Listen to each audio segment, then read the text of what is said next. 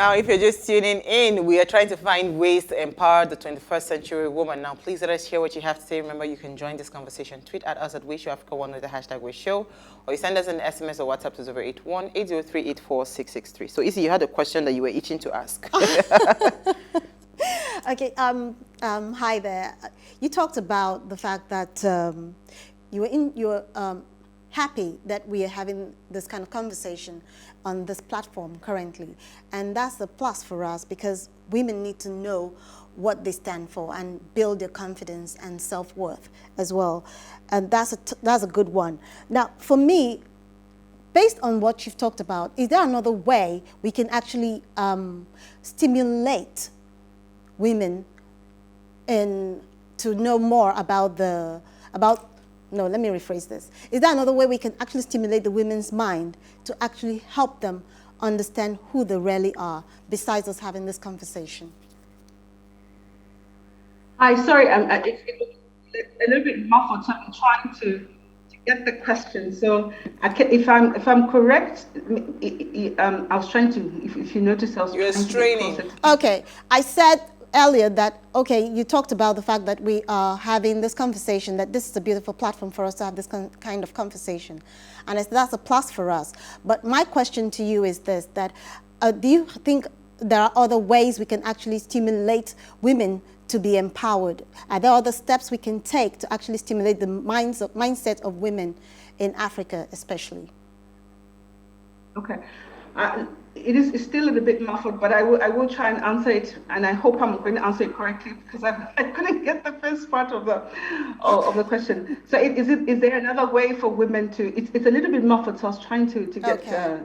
So it's just like stimulating the women up outside of this platform. That's what she's saying. So if there are other things that we can do to stimulate the mindset of women, are there other steps we can take to stimulate the mindset of women to be empowered?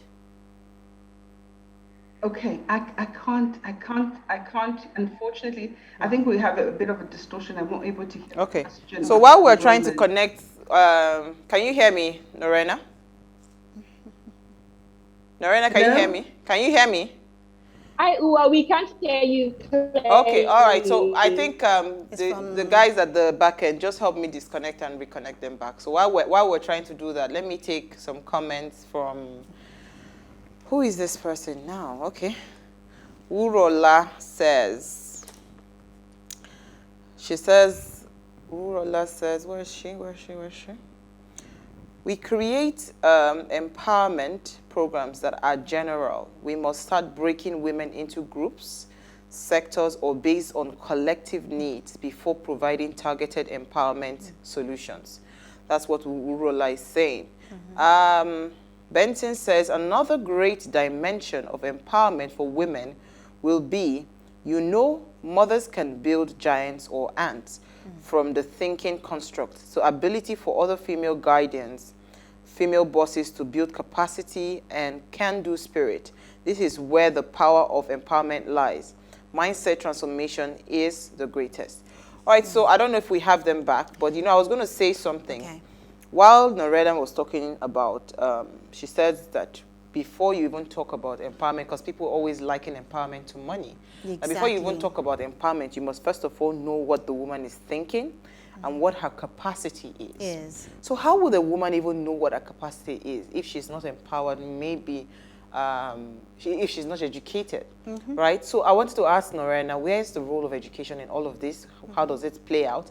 And especially with what we talked about today, what's in the news, the Chibok girls. These were girls that were trying to go and empower their minds. Exactly. Go into the classrooms and all of that to learn. So with all of these insecurities happening, it's further, it further negates the fight against education, on one hand, which is the greatest tool for empowerment, mind transformation, and all of that.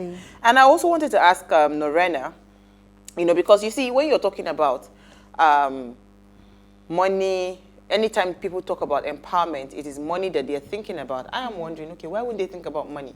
When baseline, right, the basic things that needs to be sorted out is not sorted. There's poverty. Exactly. So can somebody that is living in abject poverty think of empowerment as you coming to help me to think, or the person is just thinking of the next meal to eat. So how, how much does poverty, right, play in this empowerment journey where people are just always thinking, you know, they're not able to transcend from their mind beyond where they are. Money. You know, but I don't know if we have them now. Back. Okay, Temi, are you there? Temi? Yes, I am. Okay, so did you hear me now? No, I just joined in. Okay, you just got in back. All right, so let me I repeat. think poverty plays a huge role Yeah. in the mindset Yeah. of every woman, anyone. Because, you know, when you're poor, all you can think about is, I have No, to it's not eat. everybody that thinks about it. No, I have to eat. My next meal. Meal. Survival is the first thing that comes to mind. But the moment you move away from that level of, okay, you get a bit comfortable, I can plan towards other things. That way, the mindset is open to learning more and knowing how to be much more than they are currently. All right, so Norena, here she's back. Okay, she's back. Yes, Norena, I was going to say that you talked about empowerment. That the moment anybody hears empowerment, the next thing they're thinking about is money, right? I don't know. Can you hear me? Just say yes if you can hear me. Yes, I can now. Very Awesome. clear. Thank you. All right. So I was saying that when poverty remains a big issue, you know, how possible is it for people not to think money first when they think empowerment programs and all of that? When there's a huge poverty struggle that we're trying to get a lot of people out of poverty. So what role does poverty play, right, in what's it called, negating this empowerment, you know, that we're talking about? It's a huge it's a big challenge. I can assure you. And the other day I was having a conversation. I said, what we have reduced our people to getting excited over the basic human necessities that they need to have. I'll give you an example even here. I mean, can you imagine somebody getting excited in the rural area, in the villages, getting excited over water coming out of a tap? Getting excited over the fact that they've built maybe a lavatory for them. So you can imagine how we've been reduced to a level where even the smallest amount of money will mean such a big deal, when in actual fact, we need much more than that. So poverty has played a huge role in minimizing what we can do, in minimizing what we can achieve. Because, for instance, we're sitting here, and as you said, right, at that particular point, please, I'm not even thinking about my mind right now. Here's a woman who's never seen water in a long time. Then all of a sudden you bring water. Then before you realize I'm giving you 10 kwacha, and because I'm giving you 10 kwacha, I minimize the economic growth. I minimize my capacity as a woman to be able to do more because, first of all, you've given me this, I'm poor, there's nothing else I can do. I want to think about money. And then you give me 10 kwacha, you give me, let's just say $10 or $30, which won't do much because it will only stretch me up to a particular level. So yes, poverty has played a huge role in terms of minimizing our economic status in our country and perhaps even in Africa. So like you rightly said, here I am, I don't have any money. So then now am I going to have a conversation with a woman who, okay, now let's sit down, we're talking about the mind here, because then her tummy is rumbling, she has to look after kids to feed her. So poverty has really played. So what is critical for us is if we can get to a place where the basic human essentials are met in our society. Because then if we meet the basic human essentials of our society, then we're really talking about true empowerment. She will not get excited over 10 kwacha. She will not get excited over 100 kwacha because you've made the basic needs that a human, requires for her to function effectively and properly. So yes, I will say it continues to play a huge role because now the conversations are much more than just about the mindset. But even then, she is in a place where she's destitute. How else can we help her? Let's give her the basic human needs. Let's help her to make sure that in that village, there's water. There's water and sanitation. Those are the things like Temi had said earlier on. What are the needs? So when we can work with that, then we're moving from just giving the money, the sewing machine. But if you give me a sewing machine, but at home I don't have water, what am I doing? It's about creating. So I wanted to add something. I have one more question. Yeah. I was also saying that, you mentioned something about what she's thinking, that when before you talk about empowerment of a woman, you have to think about what she's thinking and what is her capacity. And I said something that how can a woman know what she even wants or what her capacity is if the basic thing, again, like education, is out of the picture, right? So if we're talking empowerment, it is only somebody that is educated that will know that, okay, this is what I want. For me, okay, if you say you want to empower the woman in the rural area, how about... Can I say something? No, Timmy, let me just land my point. So how about getting that entire community, right? All right.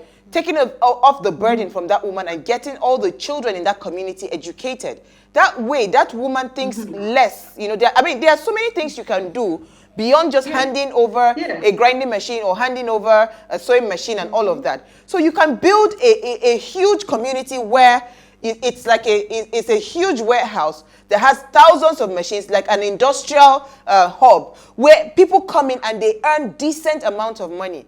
As opposed just because, you see, even if you give that woman a machine and she does not have financial management, what then happens, right? She will not even be able to. So it's deeper than just. I think we should start thinking collective empowerment, if you ask me. But let me hear Norena, then I'll come to Isi, then Temi. Okay, so remember what I said was, what is important for us, let's say we're talking about empowering a woman in the rural area. I did mention that what is very critical for us is to be able to, at the barest minimum, provide her with the basic human needs. Water and sanitation, number one. When you're talking about, because this woman is already old, she probably has 6 children, 10 children, who's going to look after her? So again, we're thinking about water and sanitation. We have to think about education as well, because then we have to take off that burden from that woman for her to be able to live and be empowered economically in a particular way. So I love what you said, that we need to think about collective empowerment in terms of how then do we empower this particular community and the village. But for me, what I've seen is, like I said, and I wish I could bring it really way down to home. Let's start off with, come into the village. What do they need? What do they require? Because if in that particular village, for instance, you give it, like we talked about the sewing machine. These sewing machines, believe me, they fly all over the place. So you've got that sewing machine you give to that woman. How much will she be able to get from there? Do we have a market for her to be able to sell those goods that are going to be produced from that sewing machine? So that aside as well. So we also have to think about then, if she sells all these merchandise, where is she going to sell? So we start thinking about ways of making sure we create a market for her. But most importantly, I'll say this again, we have to deal with the basic human needs for that woman, for her to be able, when we talk about empowerment, we would have done the best because we've given her water and sanitation, we've provided education for the children. And then even as we teach them how to maybe make bracelets, we give them all these particular skills, let's also create a market for them. So then it makes sense for them with whatever money they're going to create. Absolutely. If that makes sense. Yeah. Go ahead. Absolutely. Okay. That was a fantastic one. Basically, we all know that culture plays a huge role in Africa, and the society as well. So the women in Africa, we have fought to be who we are today, one way or the other. So what's the role of society, in terms of how to empower the woman in Africa? It's very interesting how the belief system has affected us in a huge way in Africa. And I'll narrow it down to Zambia because that's where I'm more comfortable to speak on, because that's where I live, and the things that have happened here. I'll tell you what, many years ago, before, and this is now our history, and you're being taught about things that used to happen way before. So many years ago, before Christianity came into Africa and into Zambia, we had our own God, hey? And we believe that this God created man and woman the way we know right now. And then to the man, he gave a bow and arrow. And to the woman, he gave a stone, which represented knowledge. So with that onset, from the onset, they say the woman is a custodian of knowledge. The man will go out there and go and bring in the bread and go and do whatever it is. But for a woman, she's the custodian of knowledge. And with that in mind, you will find that over time, even in Zambia, I won't say even, but in Zambia, you'll find that even the conversations around who really is the caretaker of the home will focus on the woman. And then over time, again, because it's been lost in translation, if you look back today, there's a fantastic platform. We talk about celebrating our women heroes, not only in Zambia, but in Africa. we've gone back, we've actually gone to understand and found out that women already held leadership positions way back, hundreds of years ago. But we've lost it in translation because then it's been marred by other things. Because then, can you think about it? So the 1960s revolution comes up and says, oh, women have to do this, women have to do this. But we're like, wait a minute. For me here in Zambia, what would happen is we would go into a meeting. This is many years ago. We'd go into a meeting, you're in the village, the man is speaking. I will be very quiet, but already we know who made the decision from the time that we're leaving home. So the power has already been there, but it's been lost in translation. And because it's been lost in translation, we're having this conversation to say, give me the power, give me the power. No, the power is already there.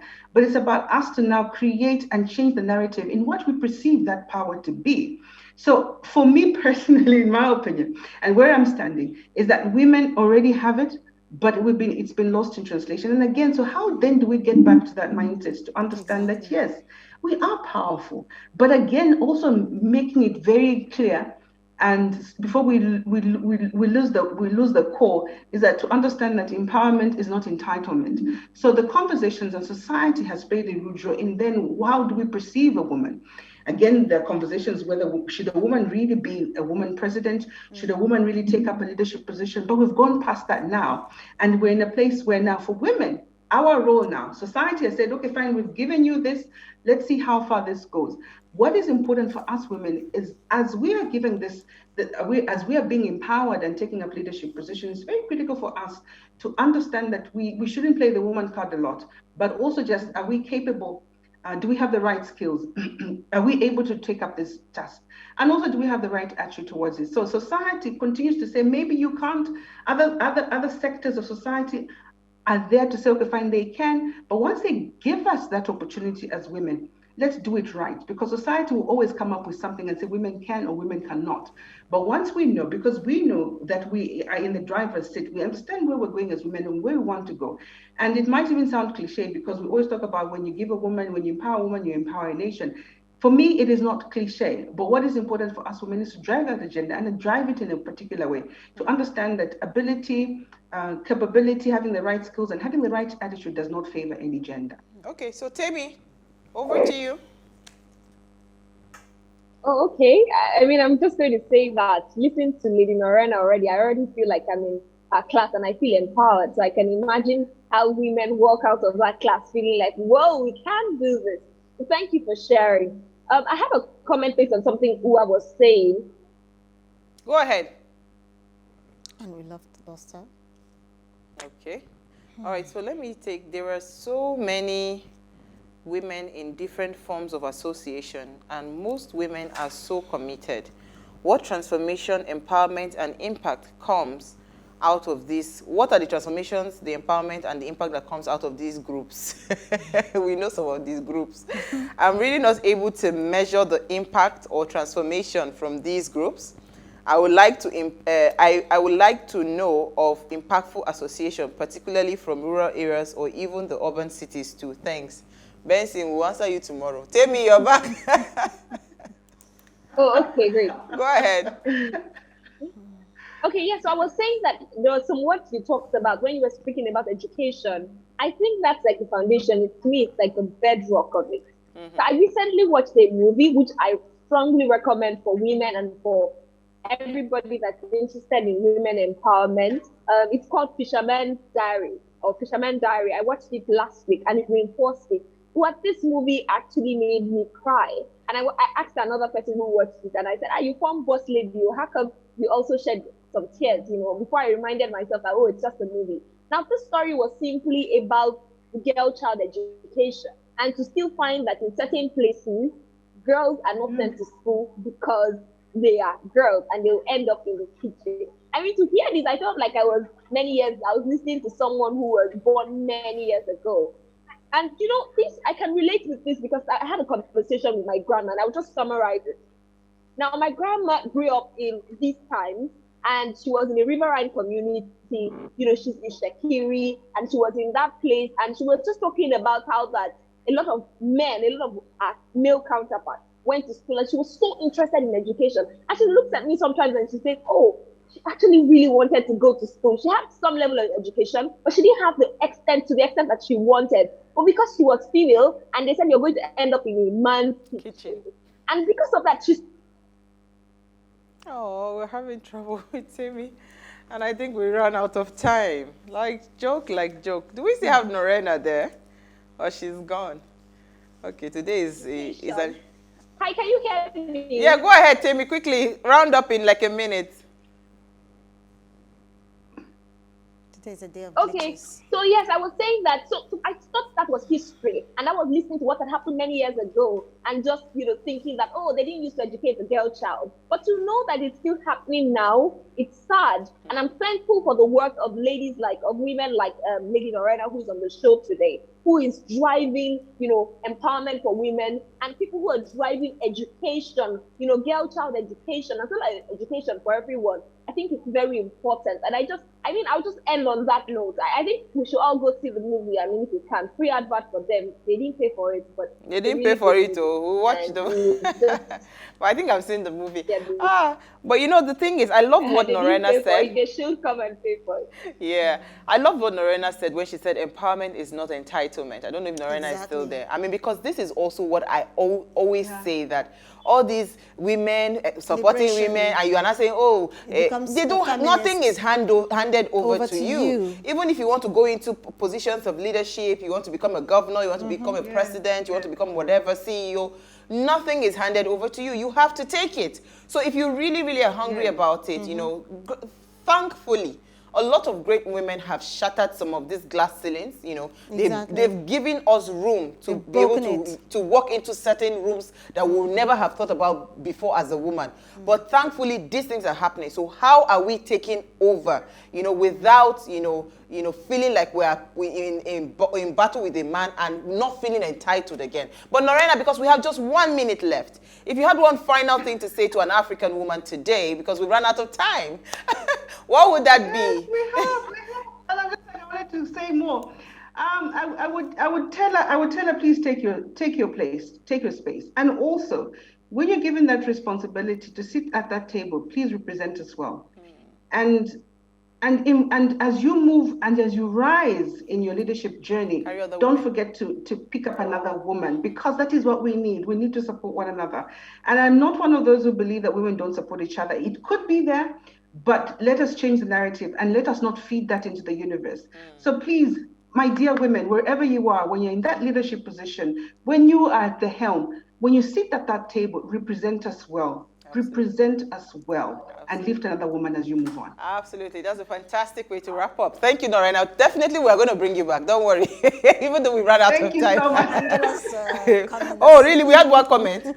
You didn't take... I thought you took your comment. No, all right, so go ahead quickly. Okay, this is from Angela, and she says, empowerment starts with the mind. We have to help create a mindset of growth before actual growth. Absolutely. All right, thank you, ladies. Thank you, Tammy. Thank you, Issy. Thank you, Norena. Lady Norena. So Ways was birthed from the need to inform, inspire, and influence lives was action.